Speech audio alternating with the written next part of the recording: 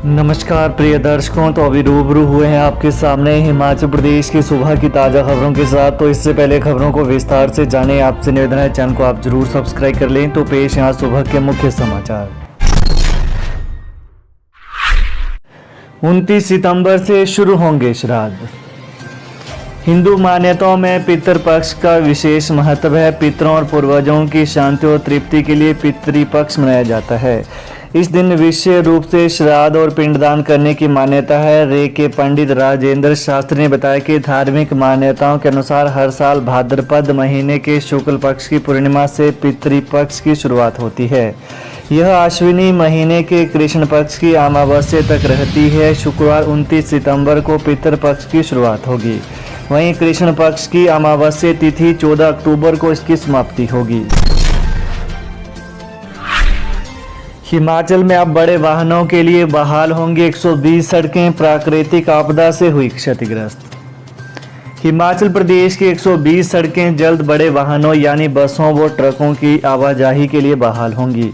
प्राकृतिक आपदा के चलते हिमाचल प्रदेश में सड़कों को भारी नुकसान हुआ है। जिला मंडी, कुल्लू, किन्नौर और शिमला में सेब सीजन के चलते सरकार ने कई सड़कों को छोटे वाहनों के लिए खोला है। ज़्यादातर बागवानों का सेब मंडियों तक पहुंच गया है। अब सरकार ने इन सड़कों को बड़े वाहनों की आवाजाही के लिए खोलने का फैसला लिया है। भानुपल्ली बैरी रेल लाइन के बदियात से बैरी तक के निर्माण पर खर्च होंगे 802 करोड़ रुपए, टेंडर जारी। भानुपल्ली बिलासपुर बैरी रेल लाइन के बदियात से बैरी तक निर्माण कार्य पर 802 करोड़ रुपए खर्च होंगे। रेल विकास निगम ने मैक्स इंफ्रा कंपनी को इसी माह टेंडर अवार्ड किया है। बदियात से बैरी तक 12 किलोमीटर लंबे ट्रैक के बीच 4 सुरंगें और 4 पुल बनेंगे। बदियात और बठेड़ में स्टेशन बनाए जाएंगे। वहीं निगम ने इस काम को पूरा करने के लिए 36 माह का समय दिया है। विशेष परिस्थिति में समय अवधि 6 माह तक बढ़ाई जा सकती है। बदियात से बैरी तक भूमि अधिग्रहण प्रक्रिया अंतिम चरण में चल रही है। प्रशासन ने पुनर्वास एवं पुनर्स्थापन योजना तैयार कर ली है। इसी माह योजना एडीसी और डीसी बिलासपुर की मंजूरी के बाद उपमंडलायुक्त को भेजी जाएगी। नगर निगम शिमला की पहल 1870 के बाद राजधानी में जन्म लेने वाले अंग्रेजों व अन्य लोगों का ऑनलाइन मिलेगा रिकॉर्ड। राजधानी में 1870 के बाद जन्मे अंग्रेजों और देश के अन्य क्षेत्रों के लोगों का रिकॉर्ड ऑनलाइन मिलेगा। नगर निगम शिमला वर्ष 2015 तक के जन्म मृत्यु प्रमाण पत्र घर बैठे ऑनलाइन मुहैया करवाएगा। वहीं नगर निगम शिमला के आयुक्त भूपेंद्र अत्री ने बताया कि अभी इंग्लैंड से कई लोग अपने उन पूर्वजों के जन्म एवं मृत्यु प्रमाण पत्र लेने के लिए शिमला आते हैं जो 1870 के बाद शिमला में पैदा हुए या यहीं उनकी मौत हो गई थी। नगर निगम की इस ऑनलाइन सुविधा से उन्हें लाभ होगा। नई व्यवस्था के लिए नगर निगम ने अपने आईटी विभाग को सॉफ्टवेयर तैयार करने के निर्देश दे दिए हैं। ई टैक्सी पर 50% अनुदान और काम भी देगी सरकार। मानक संचालन प्रक्रिया तैयार। राजीव गांधी स्वरोजगार योजना 2023 के तहत ई टैक्सी खरीदने के लिए अक्टूबर माह से बेरोजगारों को 50% अनुदान मिलेगा। ई टैक्सी खरीदने वाले युवाओं को निश्चित आमदनी हो, इसके लिए टैक्सियां सरकारी विभागों, स्थानीय प्राधिकरणों, स्वायत्त निकायों, बोर्ड, निगमों, सरकारी उपक्रमों और अन्य संस्थानों में किराए पर लगाई जाएंगी। इसे लेकर सरकार ने मानक संचालन प्रक्रिया तैयार कर ली है।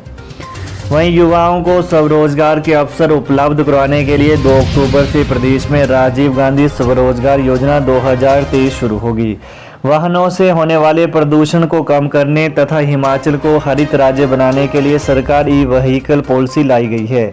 इसके तहत बेरोजगारों को रोजगार देने के लिए अब ई टैक्सी योजना तैयार की गई है। सीर खड्ड में डूबने से 2 ITI छात्रों की मौत। घुमारवी में पुलिस ने पानी से निकालकर पहुंचाए अस्पताल। पुलिस थाना घुमारवी के तहत सीर खड्ड में डूबने से ITI के 2 छात्रों की मौत हो गई। मृतकों की पहचान प्रिंस पुत्र ठाकुरदास निवासी गांव दखयूत ढंगार तथा युवराज पुत्र धर्म सिंह निवासी गांव कोटला तहसील बलदवाड़ा जिला मंडी के रूप में हुई है।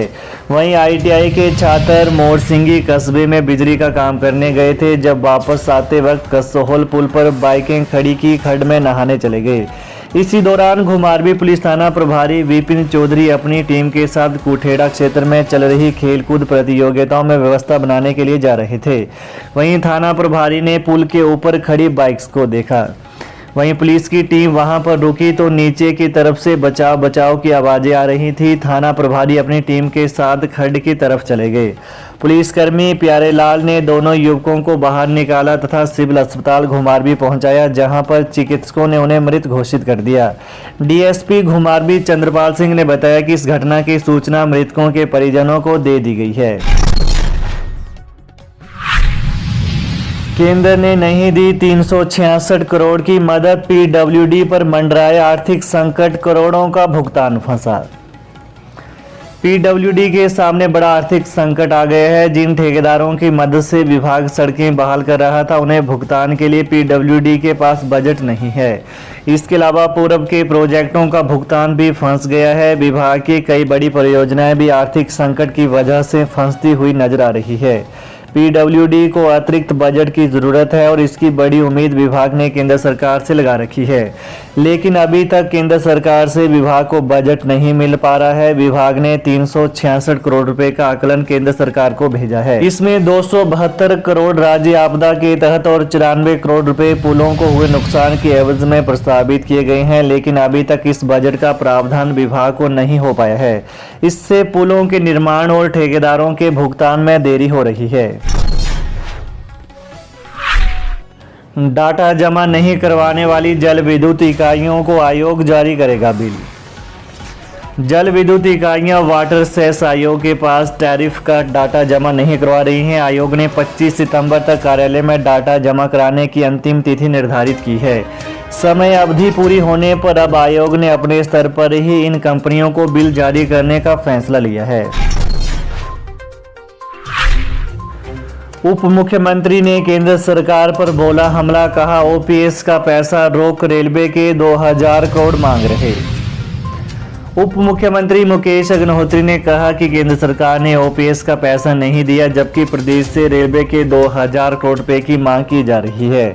प्रदेश को विदेशों से मिलने वाले फंडिंग को रोका गया। उन्होंने कहा कि राज्य सरकार के वाटर सेस को लागू किया है और इसे प्रभावित करने के लिए केंद्र सरकार ने विद्युत क्षेत्र की कंपनियों को पत्र लिखे हैं। इन पत्रों में कंपनियों को भड़काने का प्रयास किया है।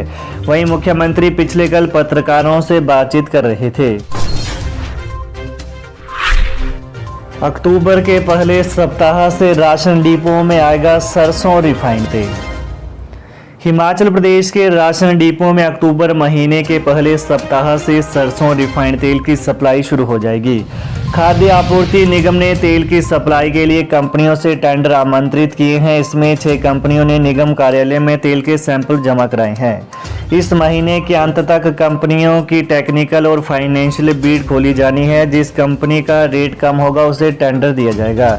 वहीं अभी राशन डिपो में सरसों तेल 110 रुपये और रिफाइंड 117 रुपये लीटर मिल रहा है। यह प्रातः के मुख्य समाचार। तो प्रदेश की ताजा खबरों को पाने के लिए कृपया चैनल को जरूर सब्सक्राइब कर लें। धन्यवाद। जय हिंद, जय हिमाचल। जिसे होगा ज्ञान वही करेगा समाधान। हम कहते नहीं करके दिखाते हैं। हमसे पहले काम करने वाले को मुंह मांगा इनाम। दुआ तवीजों द्वारा किया कराया। घर में खून के छींटे आना चंद मिनटों में खत्म। गृह क्लेश, काम कारोबार में बंदिश, मनचाही शादी में रुकावट, सौतन दुश्मन से छुटकारा, संतान का ना होना या होकर मर जाना, प्यार में धोखा खाए प्रेमी प्रेमिका, एक बार फोन अवश्य करें।